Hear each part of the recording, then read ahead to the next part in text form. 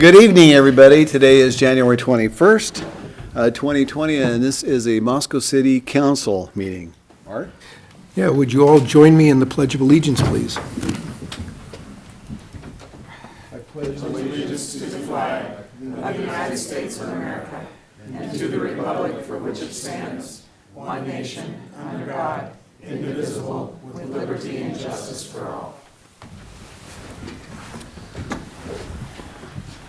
Thank you, Art. Okay, now I am going to read a proclamation. This is Rotary Week proclamation that I'm going to read. Whereas Rotary International, with global membership that exceeds 1.2 million, is celebrating its 110th anniversary in 2020. And whereas the Rotary Club of Moscow is celebrating its 100th anniversary February 1st, 2020. And whereas Moscow's club is number 249 of more than 35,000 clubs worldwide. And whereas Rotary members volunteer locally, regionally, internationally to combat hunger, improve health and sanitation, provide education and job training, promote peace, eradicate polio, and provide foreign exchange students opportunities. And whereas Rotary's motto is service above self, and Rotary clubs are non-political, non-religious, and open to all cultures, races, and creeds. And whereas the objective of Rotary is to encourage and foster development of acquaintances as an opportunity for service, promote high ethical standards in business and professions, recognize the worthiness of all useful occupations, and to dignify each Rotarian's occupation as an opportunity to serve society. And whereas recent projects and programs of the Rotary Club of Moscow include creation of the Rotary Veterans Memorial Pavilion and Palouse Ice Rink, support of the Jim Lyle and Frontier Parks, Moscow mentoring programs for youth, more than $300,000 in contributions to numerous nonprofits, public services, and educational programs that have enriched the quality of life for citizens of the City of Moscow.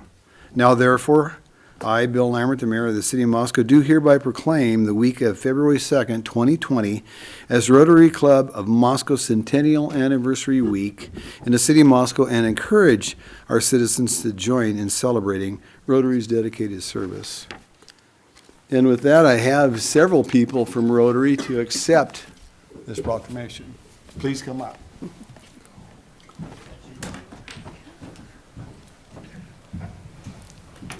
We'll get right over here, so we'll make our city clerk take a picture of all of us. I want to be right in the middle of this. So, anyway, get two guys, two on one side, three on the other. Oh, I see. All right. Scratch right in. All right, 1, 2, 3, smile. Another one, 1, 2, 3, smile. Come on, Brad.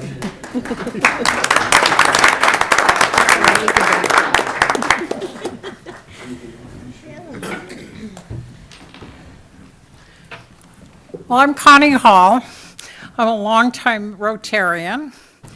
We are very excited about celebrating 100 years. There aren't many clubs who can say that. And in this day and age, it's hard to keep a club going anymore. We hope that everybody has been to the farmer's market and sampled our kettle corn. That's how we supply all the money to make things happen. We are also very grateful to the city for working with us on our Centennial project, which is to put a flagpole into Jim Lyle Park. And slowly but surely, we are working our way through that process, and they have been so helpful. So we are excited about planting that. The interesting part about it is that in 1969, 1970, Maynard Fosberg, a longtime resident of Moscow, was 50 years old and the president of the Rotary Club in its 50th year. Maynard is our honorary president this year at 100 years. He is also 100 years old, and he will preside over our big party on the 31st. He's a wonderful inspiration. He's shown us the way of doing things. And in 1988, in Moscow, they saw fit to have women join. That's how you got stuck with me. And, but around the world, it is still primarily a men's organization. In celebration of our 100th, we hope that we can spend another 100 years giving back to the city of Moscow. It's been our primary focus from the very beginning, according to the minutes that we still have, and we continue to support the city. Thank you so much. Connie, thank you for all that Rotary has done in this fine city and community of ours. And I love buying the caramel corn, or it's not really caramel corn, it's some kind of corn with sugar on it, which is really, That's my grandkids love it, but I think I like it more than they do. I eat about a half a bag of it before they get a hold of it. We have most people addicted, Yep, yes. yep. So I'm always down there at Farmers Market, not every week, but, I make a number of trips down there through the season. And I want to make one mention of Jim Lyle. And for those of you who do not know him, he is one of the most wonderful men that ever lived in this city, and he was huge. He was Mr. University of Idaho. I met him 43 years ago, and what a wonderful man. So I love the fact that that flag is going to be erected in his park. in his Absolutely, honor. and So his daughter Nancy will Yep. be joining us. I know Nancy very well. She's served on boards with me as well. And by the way, I'll be there January 31st to join you. How's that? How about that? Okay, thank you, Rotary. Thank you.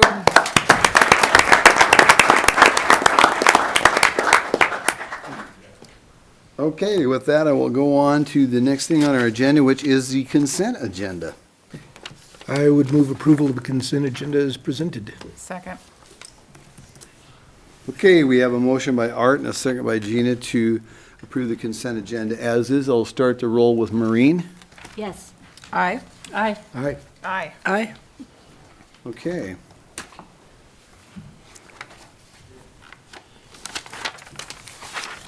The next thing on our agenda is Gary, staff recognition report. Sir, you got anything? I have none tonight, Your Honor. None tonight on staff recognition. Mayor's appointments, and I do have some appointments for the council to consider this evening. Rebecca Marquez, Fair and Affordable Housing Commission, expiration 12/31/2021.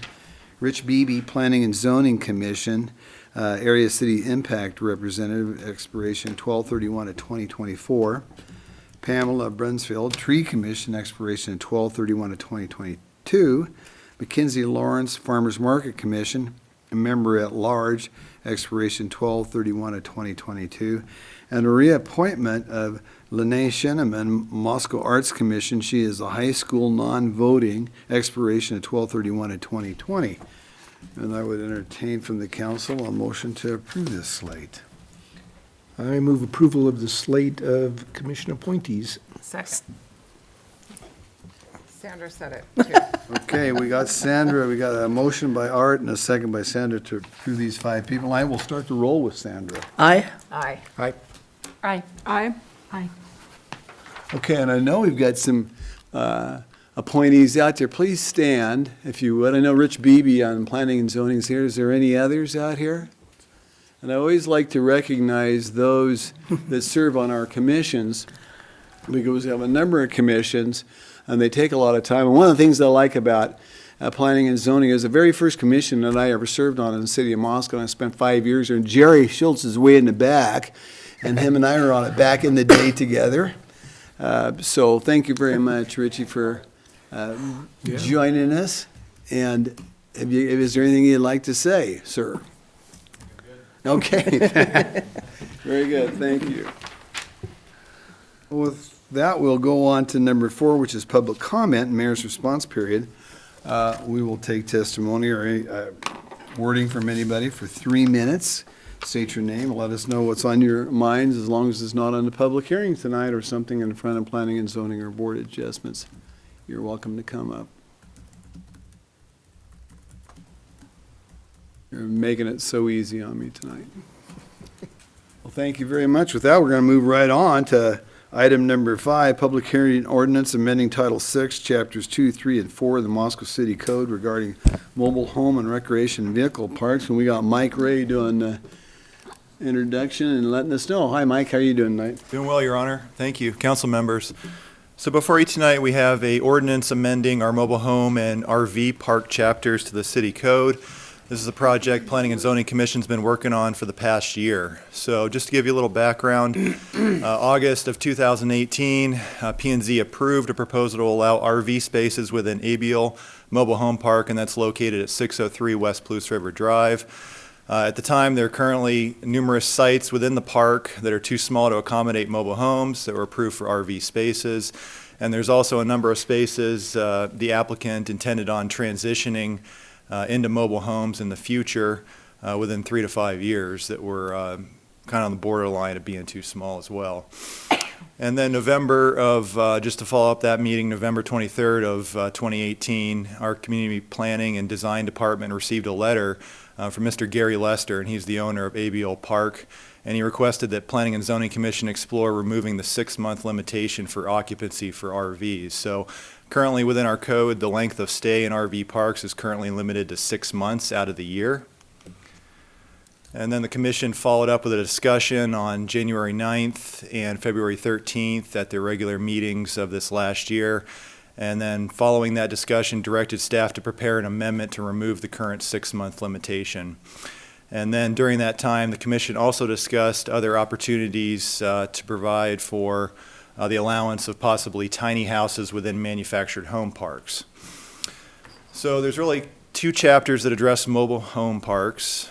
The new mobile home park chapter and the existing mobile home park chapter, which on their face kind of hard to discern without opening up the chapter to tell which is which, so it's currently a little confusing. Both the chapters, as well as the RV park chapter, hadn't been updated since the early 80s. And then since that time, there have been numerous updates, so primarily regarding definitions of manufactured homes, mobile homes, RVs, at the state and federal level that necessitate updating the city code. And then the current structure of having 2 different mobile home park chapters has over the years created some confusion and also created redundant language within our city code. So taking a look at the draft ordinance, we've proposed to merge the mobile home park chapters into one chapter. So currently, as I explained before, we got chapter 2, which is mobile home parks, and that's the new mobile home park chapter. And then chapter 3, which is currently the construction and maintenance of existing mobile home parks. So throughout the ordinance, mobile home's been changed to manufactured home. Manufactured home's the correct terminology, so they're similar in nature. Really, there's a year. It's June 15th, 1967, which ended up everything that was prior to that date is a mobile home, and then everything after that date is a manufactured home. And it's also inspected and certified through HUD after that date as well, and so that's another issue, but distinction between the two. So looking at the updated definitions, manufactured home, mobile home, modular home, and manufactured home park have all been updated in the proposed ordinance. We've actually inserted modular home. That was not in there previously. And then looking at the preliminary and final process, so this is really the process that you have to go through in order to establish a manufactured home park within the city. So we updated that. So typically the language previously was 5 hard copies, so we've shifted to digital submission requirements over the last 5-6 years, eliminated detailed internal review process. So it was really detailed as far as who it needed to go to and who needed to review it. Something that just happens administratively, we don't necessarily need to codify. Also eliminated confusing language regarding forwarding to council. As with the RV park code, final approval would be Planning and Zoning Commission with the ability to appeal to City Council if there's a party that wishes to. And then looking at standards for manufactured home parks. So really this is the portion that we ended up transitioning a lot of the existing manufactured home park chapter into the new or expanded manufactured home park chapter. It was the bulk and dimensional standards, which drew a distinction previously. We've got the 2 different chapters inserted. So bulk and dimensional really would give you a little bit of leniency for existing parks as far as separation between other manufactured homes as well as property lines. And the main reason for that is that we have a number of parks that were all developed at different points in time. and all have different setbacks currently, different widths for roadways, things of that nature. And so we provide a little bit more flexibility there. So we've ended up merging those standards within one section in the bulk and dimensional standards section. And then there are also other sections that were really just standards. So we've also reformatted those and inserted those under the standards section. Recreation area, buffer area, streets and roads, private street standards, walkways, lighting, parking, utilities, and refuse handling, as well as space numbering and skirting requirements. Also inserted modular homes within this in order to allow for ability to have certain types of tiny homes within manufactured home parks. So, and we also inserted a section at the end stating that those modular homes that have been inspected and approved by Idaho DBS, so it's Division of Building Safety, and which contain appropriate modular insignia shall be permitted within manufactured home parks. And so these are structures that are constructed out of the city of Moscow. They're inspected by DBS as to building code standards, and then they're brought off-site, on-site into a manufactured home park or other property within the city. And looking at the RV park chapter, we've added the definition of a park model RV. So this was inserted within the last 2 years within state code. And it's just a type of RV.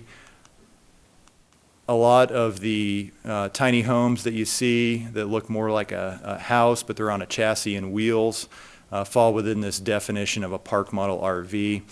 And then similar to the manufactured home ordinance, we've also updated our preliminary and final plats to electronic submission requirements.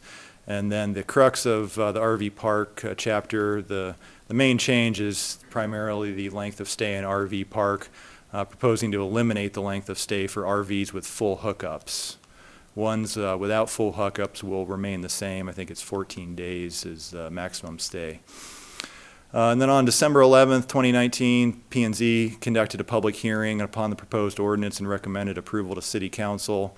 And staff's recommendation is, after conducting the public hearing and considering testimony, approve the proposed ordinance under suspension of the rules. And I'd certainly be able to answer any questions you have about the ordinance. Okay, questions for Mike before I open the public hearing? Thank you, Mike. I will open the public hearing 7:17. If anybody would like to come up and speak on this, please step forward. Give us your name and your address, and we will take your testimony.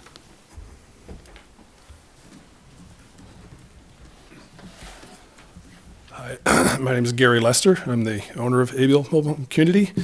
I live at 1214 Logan Street here in Moscow, and I'd like to say thank you for the opportunity to come and speak tonight and comment on this. And I just wanted to bring a few talking points about what we're doing here at Abiel. First, mobile home parks are really the last frontier in affordable housing, and affordable housing is becoming more and more of a crisis. The demand is climbing, and more people are struggling with finding affordable housing. So, believe it or not, the mobile home parks are really the last frontier. In a mobile home park, you don't have neighbors through the walls or above you. You can park in front of your house. You have a yard. You can have a fence, a garden, and you do have a community that you can connect to. People can purchase a used mobile home at a park for maybe less than $5,000 and no mortgage, or they can purchase a new one for less than $50,000. You can compare that to the median price for a stick-built home in Moscow. What do we know, $273,000, something like that? It's a big difference. So this really gets to a price point for a lot more people. And face it, not everyone wants to or has the means to be an investor in real estate. But when you own your own mobile home, you can sell it if you move and get some equity out. If you live in an RV or a tiny home, you can take it with you when you go. But if you're a renter, paying twice the monthly cost of what we charge in our park, you have nothing but hopefully your deposit when you move.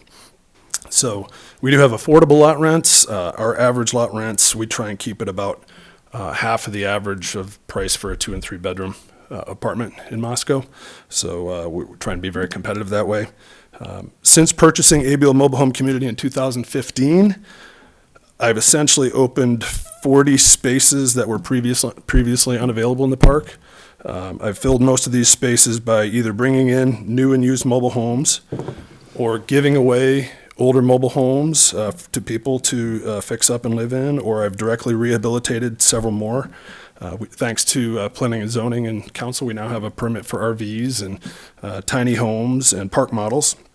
And you know, when I bought it had 92 spaces, and when I bought it, it had 44% vacancy, and I currently only have 4 spaces left to fill. So we're really making a good dent there. And if anybody's driven through the park, that first loop, you see the difference that's happening there. We got 9 new homes, and it's really cleaned up and looking good. And the residents are really proud of what's happening there too. So, so by lifting the 6-month stay and allowing tiny homes, park models, and RVs to stay year-round, this will attract students, retirees, construction workers, and just about anyone who wants to live simply and affordably. Since the park was built in the 1950s, as Mike pointed out, several of the pads are really too short to fit even a 2-bedroom, 1-bath manufactured home. Therefore, if we allow year-round living in tiny homes and RVs and park models, this is really going to be essential to helping me fill the rest of the park with affordable pads. So this ordinance really is the lowest hanging fruit that the city of Moscow can pick in its efforts to help serve the demand for affordable housing. And I would just like to say thank you, council members, for considering this proposal and the positive impact it will have on the supply of affordable housing in our great city. Thank you. Thank you, Gary.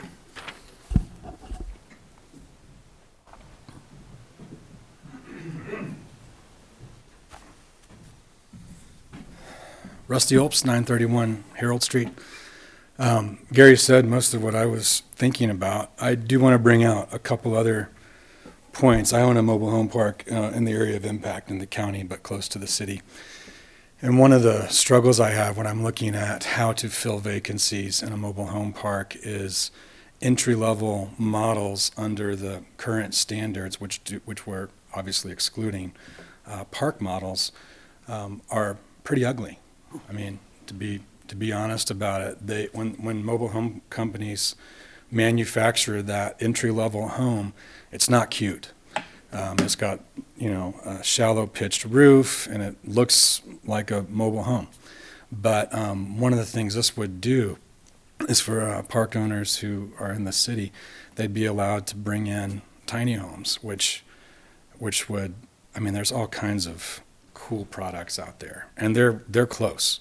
You can get them for cheaper than mobile homes. They look better, and they have better longevity because of the way they're built. So I stand strongly in favor of the proposal. Thank you, Rusty. Mayor, Council, my name's Dan Gruss. My wife Mary and I own the Palouse Hills Mobile Home Park on the south side of town, just a quarter mile from Gary's. I don't know if you're aware, but middle of 2018, there was an arsonist in the area and set fire on some homes. That was our place. As a result, we have 2 or 3, 4 places that have burned down. We can't put anything on because they're too short. Similar situation. We've advertised for people to come in there because we want to be able to provide that affordable housing. We get 0 calls for people wanting to move a mobile home in, but 5 or 10 on moving an RV into the place. We've had several requests for that. The reason, they want to send their kid to college, things of that nature. My wife and I are graduates of the University of Idaho, in class of '85. So they want it, this is like what Gary said, students come into the area, it's an affordable way for them to not go into too much debt while they're going to college, and then get an education, go out there, better themselves, sell it, and move on to the next. So I reiterate what Gary said. I talked to him a fair amount about this, and tomorrow I'm putting in my application so that we might be able to also have RVs or tiny houses at our park as well to fill those needs. So thank you very much. Thank you, Dan.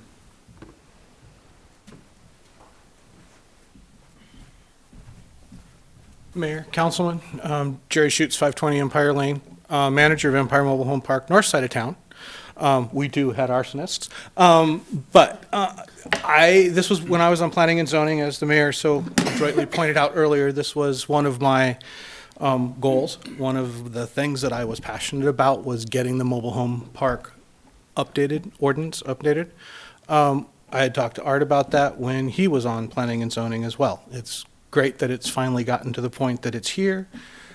I encourage you to say yes. I encourage you also do it on the expedited reading and do it on the first reading. Thank you. Thank you, Jerry.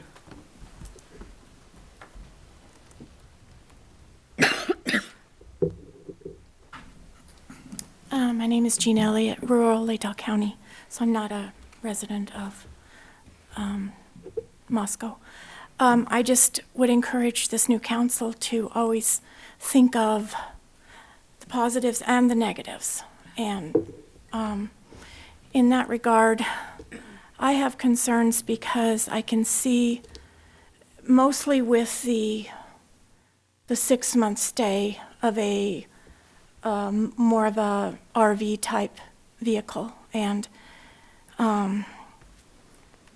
we had in rural Latah County, we had and just the fact that what the city approves, that would be used as impetus to extend it to the rest of the county. And there was a request for a CUP to put in a campground, and which could be kind of disruptive to the peace of your area if that happens. And as a result, someone thought that was a great way to earn money, and so they decided to bring someone or one or two campers to land adjacent to ours, and that brought concerns because of you don't know who is in your vicinity, and there's concerns of the water, the sewer, the dogs, the extra dust, the possible, type of person that would be moving in like that. So I'm just saying I could see how this, in the future might lead to some downsides. And I just want to express that right now. I can see I'm outnumbered, but I do have that concern because of someone might just move to the area and decide they're going to build an RV park or something. And why there's so many arsonists, like apparently I don't know a lot about this, but apparently 2 of the parks have had arsonists in them. And so I'm just saying to look to the future, and if there's any, for more of a permanent structure, I can see, more than 6 months. But when I inquired about it, I was assured, well, they're only allowed 6 months. And so now you're removing that. So the 6-month limit at least has a benefit in some circumstances, because someone won't, if someone is causing a burden, they at least can only stay 6 months. And if you remove that, then of course they can stay for a long time. So I'm just saying there's usually positives and negatives of every decision you make. So I'm just giving my view on Okay. that. Thank you. Thank you.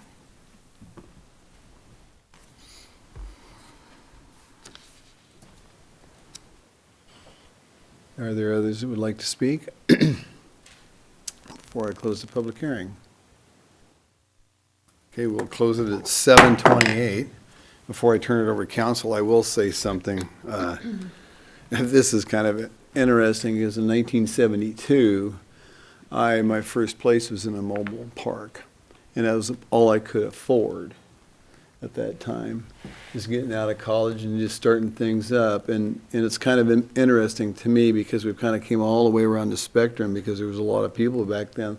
That's how they started out to get into the next size house and the next size house and so on and so forth. And that's exactly what I did. And talking to Jerry Schutz, and I haven't spoke to Jerry whatsoever, but the conversation he talked about back in the day when we were on P&Z, and I shared that story with him back in 2002. I don't know if he remembers it or not, but I sure do. Anyway, I just thought I'd throw that out there for council. I'll take deliberation from council there. Who wants to speak first? Art. Yeah, broadly, I'm in favor of the ordinance, just because it's providing a means for more affordable housing in town for whatever duration people choose to live in there. I did like the thought in the ordinance that this applies to full hookups and not just what would amount to more transient camping. I don't know quite what to think about the potential for having Winnebagos with full hookups next to tiny houses, but I think that's something that will be worked out in due course by the owners and the residents of the parks. And from my point of view, I think this potentially solves a great many problems around town, allows fuller and more complete use of the existing parks and potentially other parks. And so I find myself in favor of this ordinance as it's being presented. Brandy? Sure. I was the liaison to planning and zoning during some of the period at which they were working on this, so heard some presentations and ideas about the removing the 6-month stay. I think one thing that comes across these are in existing mobile homes that all have ownership and management and different means of screen. It's up to you to decide who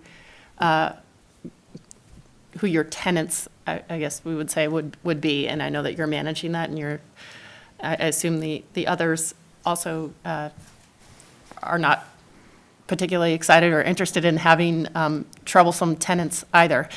And you would be motivated to make a change if there was a problem with one of those, regardless of whether they were in an RV or a tiny home or a manufactured home. So I think it's in the manufactured home park owner's best interest to be selective and to be overseen, and that's the way your business is going to succeed. And if you have problem tenants that stay endlessly, that's not going to be good for you. So there are some built-in controls there, I think. One of the other things that didn't happen to come up tonight, but that I remember a reason for the 6-month needing longer than that in some cases is some of the people that are coming here in construction and working on projects that are taking longer than that. And it was really problematic for them to have to be restricted to 6 months when many times they're living here temporarily, but longer than 6 months while they're working on a construction project. So it makes sense to me, the many reasons that have been given in the various deliberations at planning and zoning, along with the affordable housing issue. And I feel comfortable with the owner's oversight that will continue with the lifting of the 6-month stay. Gina? I am largely in agreement with Brandy and Art. I'm relying on and counting on Mr. Lester and Mr. Alps and the other two owners that spoke tonight. Please do hold your standards high and help ease my worries and hers as well, and probably your existing tenants, that, we don't want nobody wants disruptive neighbors. Mobile home park, apartment building, whatever. Ma'am, I would also encourage you, just as we are here and you felt moved to come here and speak to us, speak to your community, your city leadership about this issue. Please get involved. It's important that they hear your opinion. So I think I'm in favor of it, and I applaud P&Z for their thorough examination of this issue and the willingness to take the step in the right direction towards the flexibility and the creativity that we need to solve some of our housing issues here. Ann? Yeah, big supporter. I think this is really great, and I appreciate you identifying this as something that might be an improvement to your park and to everyone coming and speaking with any opinions about it tonight. I'm always in favor of diversity of housing, and I think that whether that be an RV next to a mobile home, next to a tiny home, I think it can work really well when you have apartments incorporated in neighborhoods or affordable housing incorporated throughout, and I just think that kind of diversity really helps, and so I think it's great, and if you feel like it's of benefit to the folks living there, I fully support it. And, I mean, I know people my age and all kinds of folks who even now would benefit from that flexibility, and I feel like I have a couple friends whose parents just moved here because they're aging and they want to be close to their kids, and they ended up living in an RV out of town for a while and would have loved to, I feel like, stay here beyond 6 months while they were looking. And so I fully support it. And yeah, thank you to P&Z and everyone for their input. Maureen? I'm in favor of it. I also have to say, I hear your concern about being a neighbor, and I think that one of the themes that has come out here really loudly tonight is the need to make sure that the owners and management of those parks actually listen to the neighbors, as well as to wanting to maintain quality parks. I think my history with Syringa and the history of this area with Syringa shows that failure to maintain a park actually is very problematic. And so it is a great opportunity. It's a great diversity of where people can live. Starter home, when I first moved here, people were like, buy a trailer, move to a trailer park. And fortunately, I found someplace, I bought a house that I found, which was hard back then. But I do want to say that it's really incumbent upon the owners and managers to listen. And I would say, in addition to talking to your neighbors, talk to the owners and tell them about what your concerns are. And so I'm totally in favor of it, because I think we need the diversity in housing options. Okay. Sandra? I knew it was going to come up. I'm in favor of this. I really do. I like the flexibility that it offers. I think that's very important. And I also, not just in terms of taking away the 6-month stay, but I really like the diversity and of having RVs included in that, having tiny homes included in that, having multitudes included in that, because sometimes I've seen in the past in other communities, they won't perhaps allow an RV to stay there. That's an issue. And I understand how that can make folks nervous, but I think that's where it comes back to good property ownership and management. And if that happens, and I think this is a big plus for Moscow, it's affordable. We've talked about affordable housing for years now.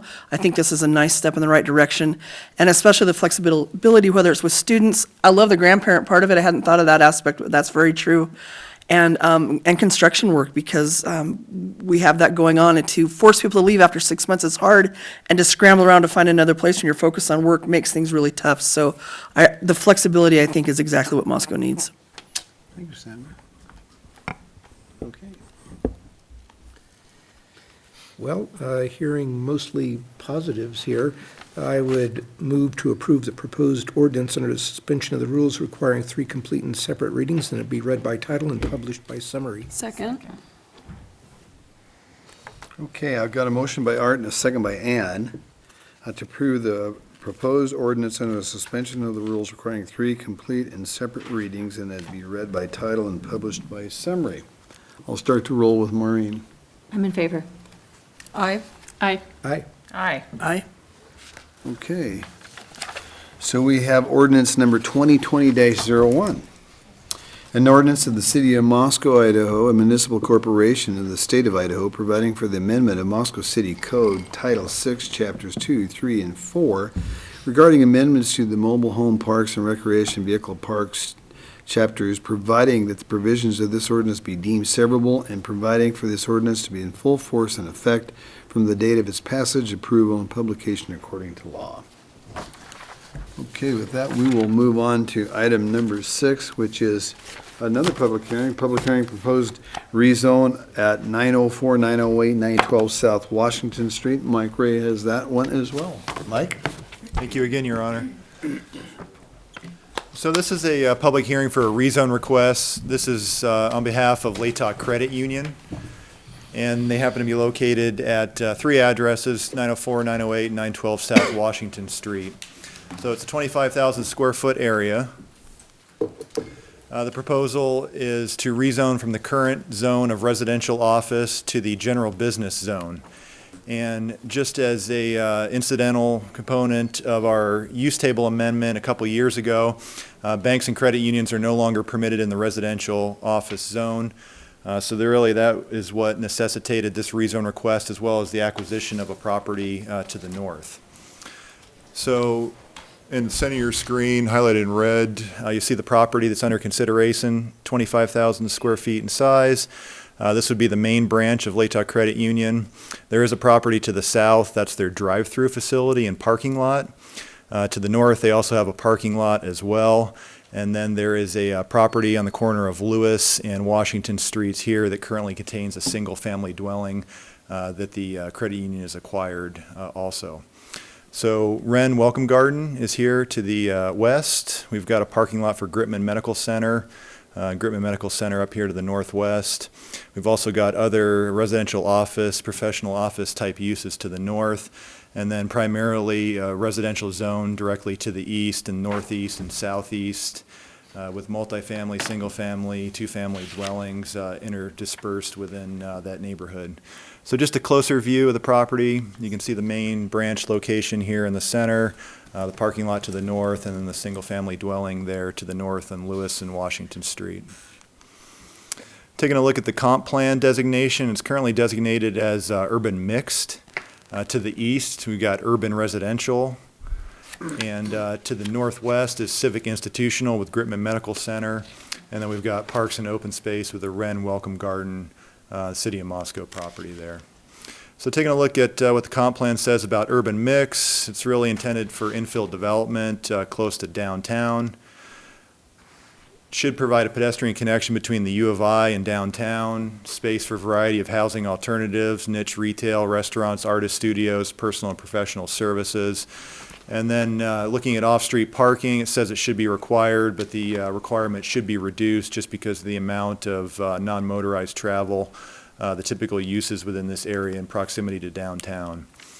So looking at the current zoning configuration in the area, once again, the property's in the residential office zone, so RO in this tan color, as well as properties on the east side of Washington Street to the north. The residential neighborhood to the east is in the multifamily residential zone, which is R4.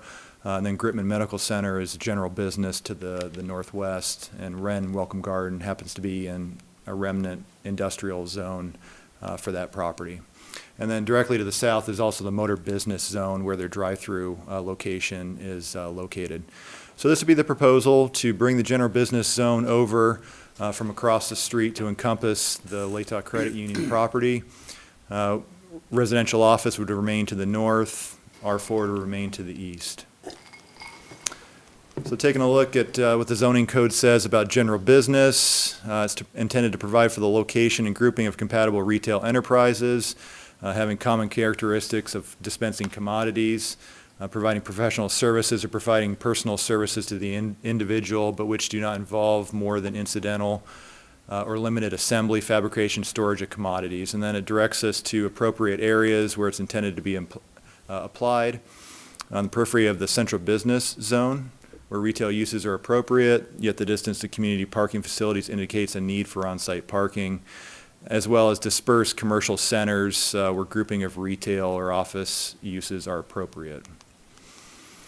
Looking at the utilities and streets in the area, there is existing water, sewer to the properties, and they are adequate.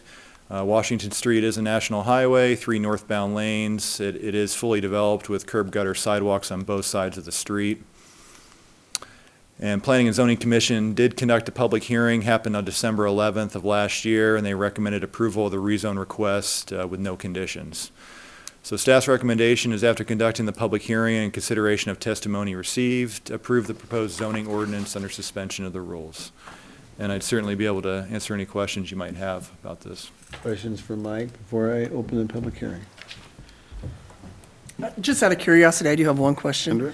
Do you know what they plan to do with the house at that, I guess, is it the north end? Certainly the applicant could talk about that. I heard in the interim it possibly be a parking lot and then maybe transition into another office building sometime in the future, but Mr. Becker's here and he certainly could answer that. Once we get into the public hearing, I'll call on the applicant, Mike. Thanks. Any questions? Okay, we'll open the public hearing at 7:43, and we would like to hear from the applicant. Please. State your name. Scott Becker with Hodge & Associates, 405 South Washington. And I want to thank Mike Ray for the excellent job he always does to make my job easier here. Yeah, everything he laid out is pretty much the plan. We just want to be in compliance. Right now, we're not in compliance with the zoning. And as far as that structure that's there, we've looked at it, it's not in very good shape. So it's probably going to have to be demolished and then parking lot in the interim, or at least vacant right now. The president, Marlis Wilson, is here too if you have questions for her. But yeah, I think it's pretty straightforward. If you have any other questions, I'd be glad to answer them. Well, let's see what we have on the rest of public hearing. Scott, how'd that be? Thank you very much. Okay, thank you. Others that would be in favor of general testimony for this application, please come forward.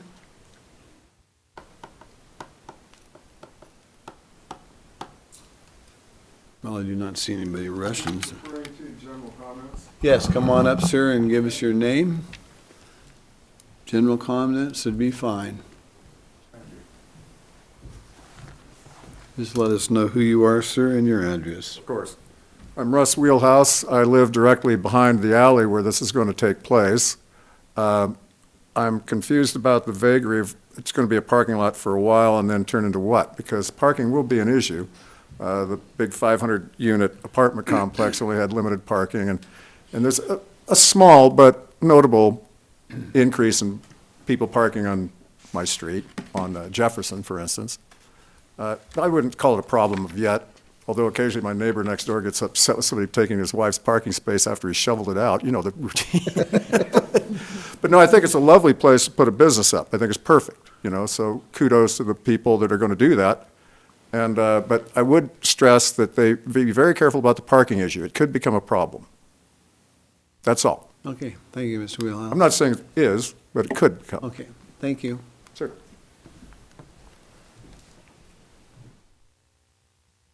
Others who would like to come up, please state your name. Come on up.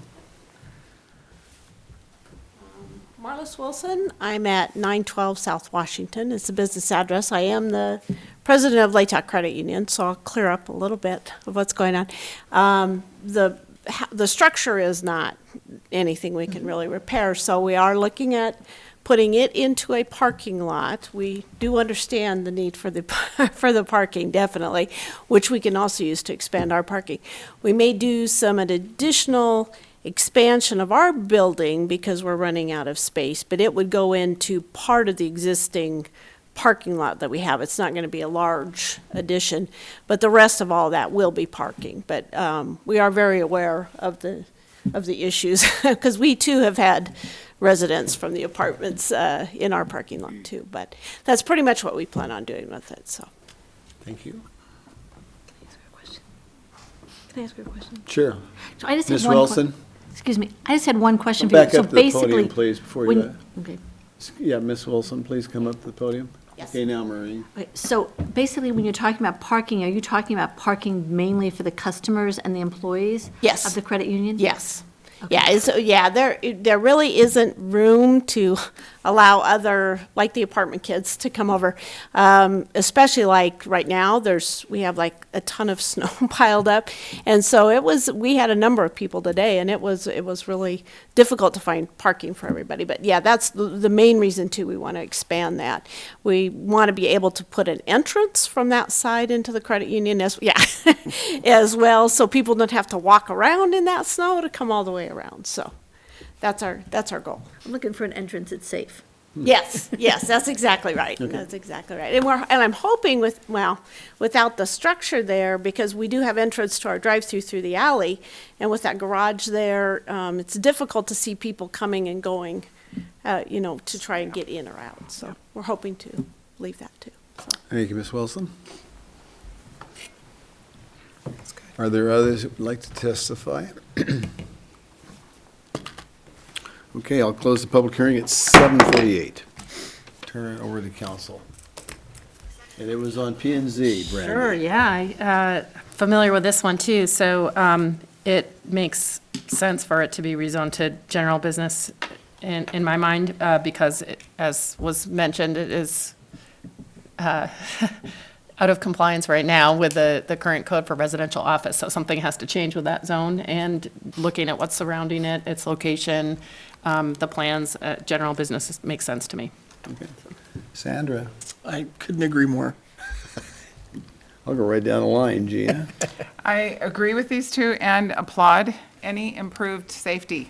Ingress, egress, pedestrians, bicycles, anything. It's a good improvement. Thank you.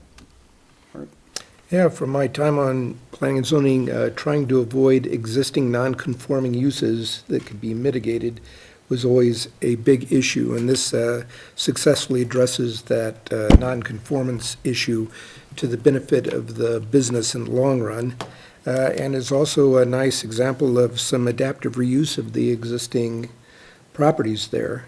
So it's exactly what this type of zone was meant for. It's in exactly the right place. It's a nice transitional zone between other uses and even the motor business to the south and the residential areas just off to the east. So for those reasons, I'm in support of this rezone. Ann? I support it as well. I support it. I drove by it this morning and thought, oh, good. You could work on some of the parking issues, and you could work on part of the just accessibility issues and the safety issues. I was thrilled. Okay. I will make a motion to approve the proposed zoning ordinance under suspension of the rules requiring 3 complete and separate readings, and that it be read by title and published by summary, and adopt the Planning and Zoning Commission reason statement of relevant criteria. Okay. Second again. Okay. We have a motion by Brandy and a second by Gina to approve the proposed zoning ordinance under the suspension of the rules requiring 3 complete and separate readings, and that it be read by title and published by summary, and adopt the Planning and Zoning Commission's reasoned statement of relevant criteria. I'll start the roll with Sandra. Aye. Aye. Aye. Aye. Aye. Aye. Okay. We have ordinance number 2020-02. An ordinance of the City of Moscow, Idaho, Municipal Corporation of the State of Idaho, providing for the zoning of approximately 43,000 square feet of property described in Section 1 of this ordinance as general business, providing that the provisions of this ordinance be deemed severable, providing for this ordinance to be in full force and effect from and after its passage, approval, and publication according to law. With that, thank you, Michael, very much. That's the end of our regular agenda, so we will go into reports. And I will start with our Council Presidente, Brenda Silva. All right, let's see.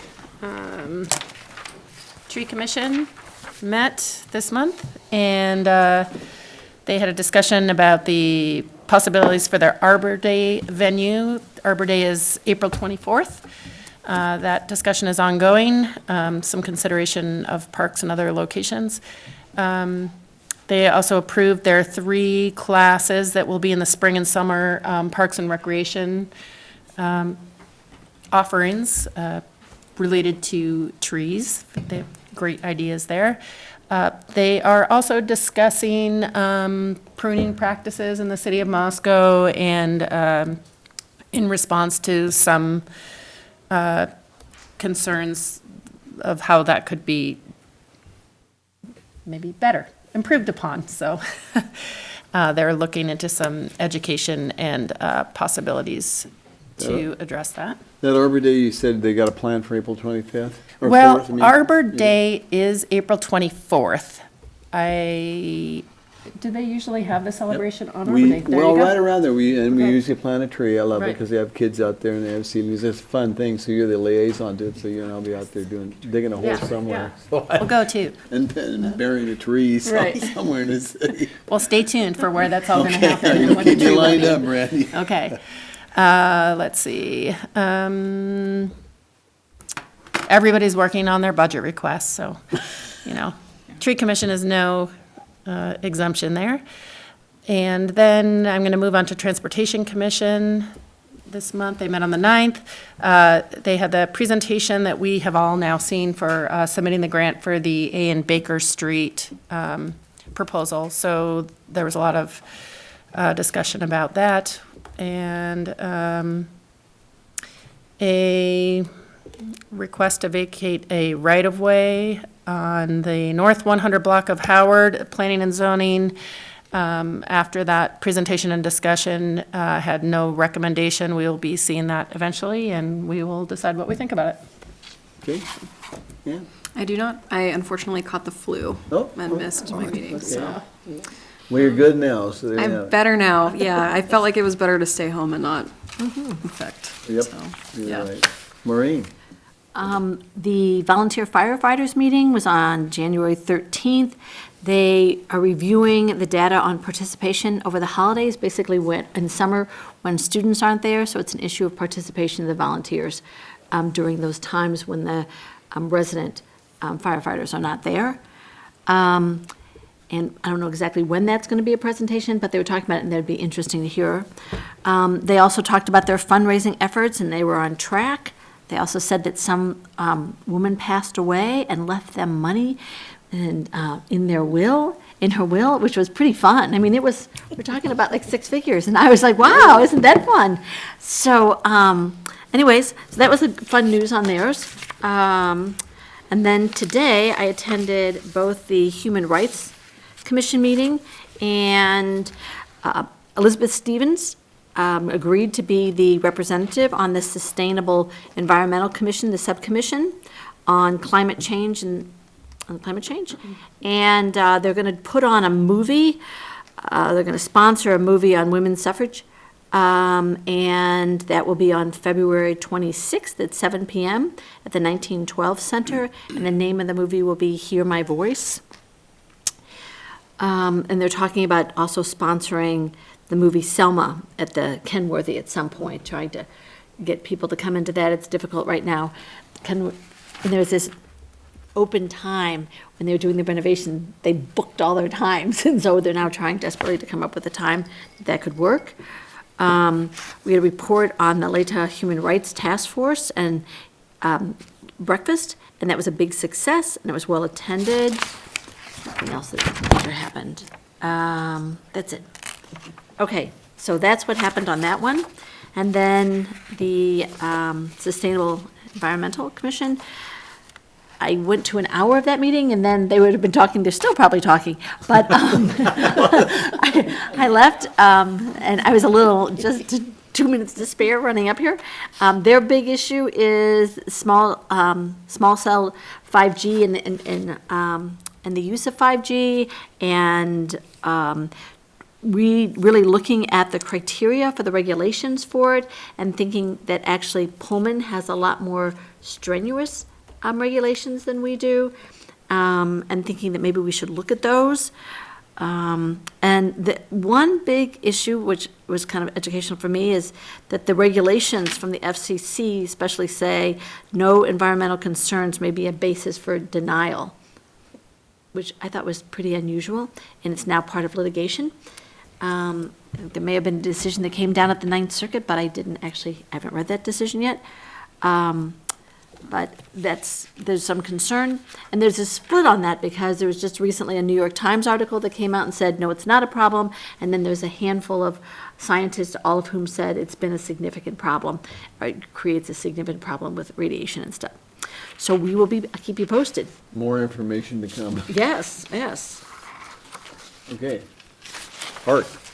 Yeah, Palouse Knowledge Corridor met, and they will be coming to give us a report. They're hoping to schedule it sometime in March, April-ish, to come and explain what they've been up to. But they're launching an initiative for encouraging the transition of research and student projects into the value-added ag chain to actually get some products onto the shelves as part of mainly the Food Science Human Nutrition Joint School between University of Idaho and Washington State University to get products onto the shelf. They're working with that, and also educating faculty in how to go about converting their research results into actual products, but mostly in value-added ag, and specifically the pulses, peas, lentils, and other legumes. So they're working on that, and actually seem to be getting some traction, and actually have landed a couple of grants. So much for that. And Smart Transit met this afternoon, new buses on the way, 2 of them. They're down in Salt Lake apparently, just waiting to get final touching up before they come up here. It seems there are 4 buses on hand at the moment, and they need all 4 of them. And with apparently one of them consistently breaking down, it makes life very difficult. Similarly, one dial-a-ride van is down, and so that's an issue too. And they're looking at how to alter some of the routes coming up to jigger things around a little bit, to skip some of the early routes on the northeast corner and apply them more to the west route so people can get out to appointments out at the west side clinics and things like that earlier in the mornings. So anyway, good progress there, and this is my first meeting of Smart Transit, and good golly, I emerged completely confused at the complexity of that organization. So kudos to those who've been there before. And that's what I have. Okay, thank you, Art. Gina? We aim to wear you out at Smart Transit. It didn't take long. We get our dollars worth. Both my Clearwater RC&D meeting and my Fair and Affordable Housing Commission meeting are the first week of February. So I got nothing for you. Love it next time. Sandra? Dang, that was fast. So planning and zoning, we also talked a lot about 5G.